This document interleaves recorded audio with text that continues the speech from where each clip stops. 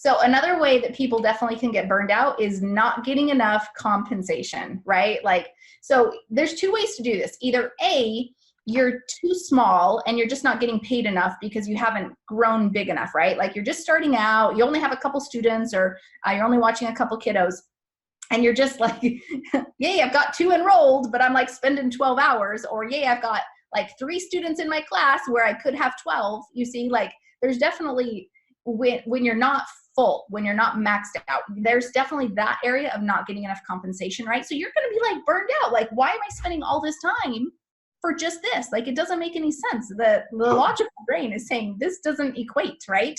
Totally. And then the other side, though, is you've grown too large and you're not getting enough compensation, right? So for instance, like you have just grown because that's your, like, this is your passion, and maybe you're loving the operations, right? And you're just growing your brand and your business so big. But all of the costs that go along with the growth aren't really, like, when it all comes down and you've got that, your net revenue, right? Like I always do the gross and the net FGG. And when you got your net revenue, at the end of the day, you're like, I don't know that this is really worth it. So I'm going to give you a little story about this. So we started really small. I had, like, my very first year, I had 24 students, and it was fine because I was just barely starting out, and I had 6 students in every class.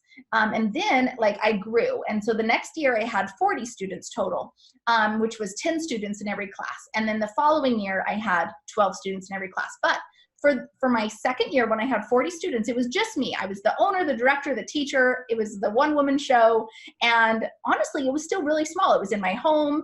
I was loving it. Like I said, my energy was just like right there because I wasn't worried about a lot of the business stuff because it was still so small. I could just love the preschool teaching side and just really embrace that. And there wasn't much of the business stuff. There was a little bit at first, but it kind of just resolved over time. And I will speak numbers because I'm going to give like a very specific explanation of these numbers. Like, so I was making like about, $4,000 a month-ish when I had 40 students, and it was just me. But guess who was getting all the money? Just me. So the only real cost, because it was in my home, was like, I don't know, maybe like some supplies, but also they paid registration fees. So that kind of helped give an influx too. But maybe I had like, I don't know, $100 a month, maybe $150 of actual cost in the business. Like if you were talking numbers, like you're making 4,000, you only have like 150 costs, like, whoa, like I like those numbers, right? Yeah, nice margin. Yeah. Yeah. And I was only working about total maybe 5 to 6 hours with actual like business also on top of teaching, and it was like perfect. Like that was a great time in my life because I worked with my family. Just so many things were great about it. But our preschool name started getting out there. We started growing. We grew to 48. The next year we grew to 96. We had to get another location. The next year we grew to like 120 and up to 150. And so we just kept growing every year. And based on word of mouth. And I'm going to give this little gold nugget here, please, because this has nothing to do with burnout, but it has everything to do with being successful. And this, when you were mentioning like these businesses closing, not only does it have to do with marketing and sales, but I'll give you the gold nugget that it has to do with how you're positioning your preschool or your childcare. You have to be more than just preschool or more than just childcare. You have to build this community, this family, this, the field trips, the events, the experience, just literally you have to create an experience around your business. Yes. Don't just be the person who watches their children for 12 hours or for 2.5 hours does preschool. You be the person who is like literally taking their family and you're doing family events during the entire year. We do like we do a Christmas party. We invite Santa Claus. We get pictures with Santa. We do a graduation with 1,000 people. They built, the entire community comes out, right? Like totally. You do parade floats. Like, oh, that's a different side of passion. And I get excited talking about it. So that's my gold nugget is don't ever just be what you're selling. You create more than, because you got to give way more value, right? Okay, let's move on though, because we're talking about burnout. And okay, I was talking about growing. So I started giving way more than just preschool, and we started growing. And when I was like why am I not getting enough money? Like when I'm doing my budget, why am I struggling with my budget? Like I remember those days of like, I'm like, my budget's not enough. I need to add some money. And so this is why am I the one now? Like this wasn't making sense because we were bringing in, you know, tens of thousands of dollars every month with tuition.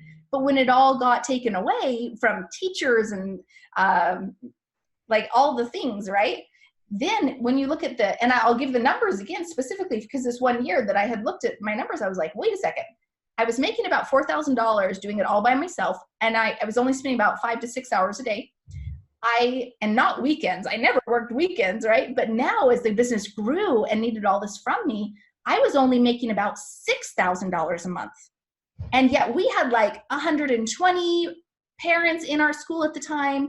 We had teachers, we had 2 locations, we had a huge center. Like, what? And I'm spending way more time. Now my phone is blowing up all the time. I'm always getting texts and phone calls. I'm always the one. Like my time and things weren't equating, right? If you're looking at the equation again, it was off balance. And I pondered to myself, I was like, if I took all this away, and I stripped it down back to my best 40 families. And I went back to just my home where it was just me working for 5 to 6 hours a day. Like maybe I should do that because $2,000 a month wasn't worth it, right? Like the extra.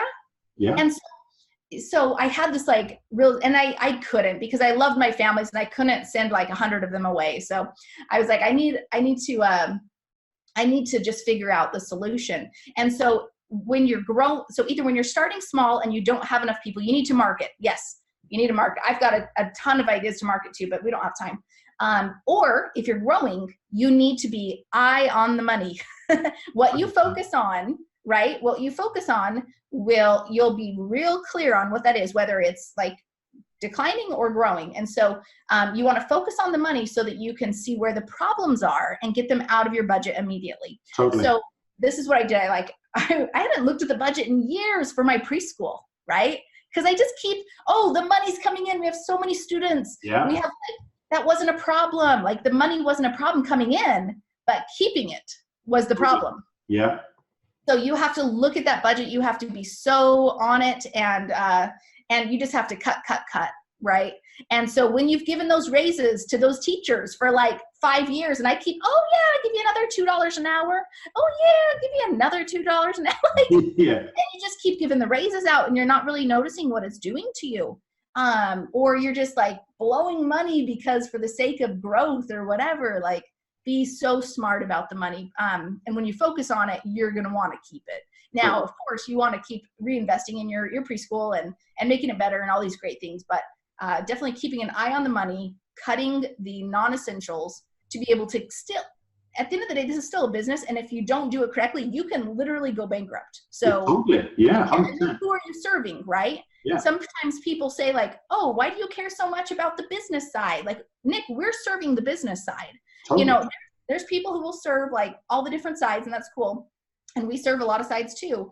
But if the business isn't successful, you cannot do your passion, right? Totally. So we have to support. They'll close, just like you mentioned. Exactly. Yeah. And you know, it's that last area. You know, I said 5 key areas. Finance is the big one. And you know, we speak to a lot of businesses that actually don't look at their books until the end of the year. You know, it's one of these things that I respect this, but so much time and effort gets focused on the quality of the care. And I get that. It has to be. Yeah. But that's one side. There's the other side too. This has to financially work. You know, we work with a lot of clients right now that when we first start working with them, they take less from the business than their team members. I know. It's crazy. It's absolutely, and like you said, they are the ones with the phone blowing up every day, every night. Crazy amounts of hours. You know, I see people saying, I'm up at 4 a.m. working, trying to fit my work in because I've got to cover everyone else who's off sick and all these other things. And you're right, you have to, the things we track improve. The things we don't track will slip away, and ultimately you can potentially, as you say, grow broke. Yep. Key area, totally agree. And the big thing for me as well is, you talked about this earlier, they both relate. You talked about outsourcing things. And I always say to people, what is your time worth? What Yes. do you realistically want to take from the business? Okay, right. Once you know what that hourly rate is or that equivalent, every job, you write every single thing down that you're doing in your business right now, and you put an hourly equivalent against that. If you are spending your time doing that task and it's below your hourly rate, you outsource it, because that means you're not doing the things that you're worth the money to do. You know, if I say to people, how much time are you going out? Speaking to local businesses, building relationships, going to community groups, finding all these new parents, go along to stay in play sessions, etc. You know, time has to be spent on those things rather than just constantly in the business day in, day out. Absolutely. I get so passionate about that because sometimes, you know, it's one of those things that people bury their heads in the sand. They focus on, oh, I'll just do this bit right now. But then at the end of the year, it's like, oh my gosh, we've got a £60,000 loss in the business. What happened? Yep. You know, so yeah, totally agree with you. Compensation is right, but also constantly keeping an eye on your numbers as well. Yeah, absolutely. Cool. So the third one, losing your passion. Oh man.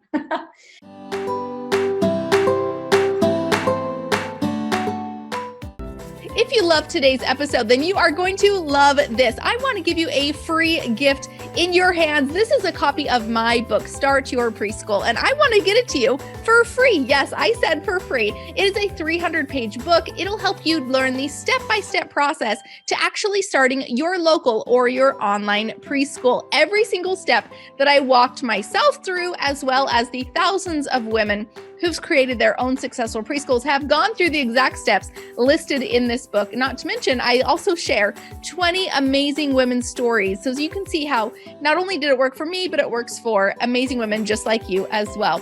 I want to get you this free copy. Just go to freepreschoolbook.com or click the link in the description and we'll get it to you today. Again, just go to freepreschoolbook.com and we'll get it right to you.